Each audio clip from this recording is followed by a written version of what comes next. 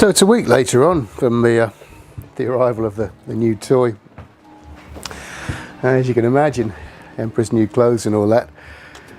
Everything in this workshop is now sharpened to within an inch of its life. I've got grotty old chisels that I use for dismantling boats that are so sharp they hum when they pass through the air like a lightsaber now, because I've gone to town on learning and practicing and getting to know this machine and how to get a plane iron just perfect, and how to get a...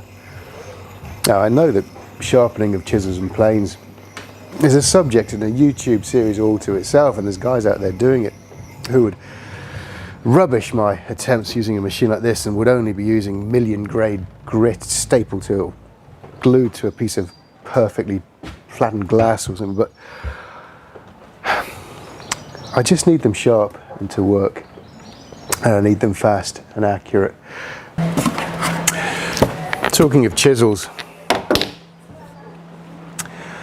and people teasing me for using them badly, you're right. When I first started this project, I had very basic tools around me. I've always liked these old school screwdrivers, I have to say. Brace and bit for getting tough screws out, and of course the power tools that we use these days. Plane that was given to me years ago, that's lived on the boat and got rusty and been cleaned and now has a shining blade because I've got my new machine to do it. And that was pretty much it. I would always be on the lookout for more carpenter's tools. I went across to New Milton to pick up a couple of trestles actually the mast was going to sit on. I had a conversation with the guy who was picking them up from, and he said, are you a woodworker? Are you a carpenter? No, I'm a chef and landscaper building a wooden boat.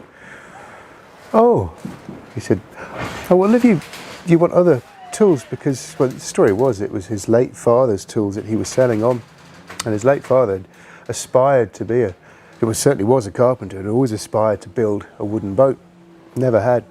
And when he heard that, he said, well, I've got these things, you might be interested. I mean, I'd like them to go to a good home. He pulled this box out.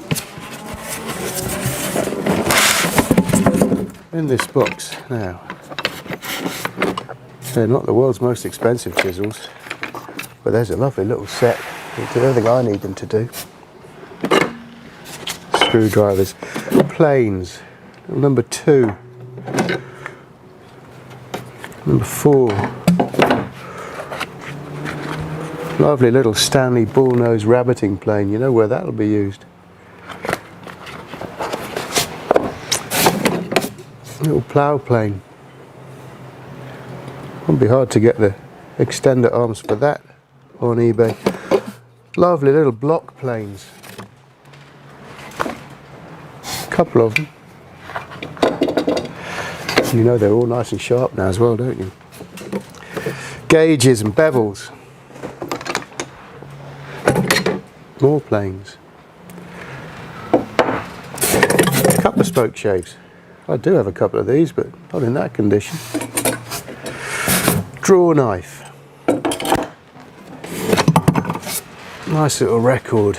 Number 4.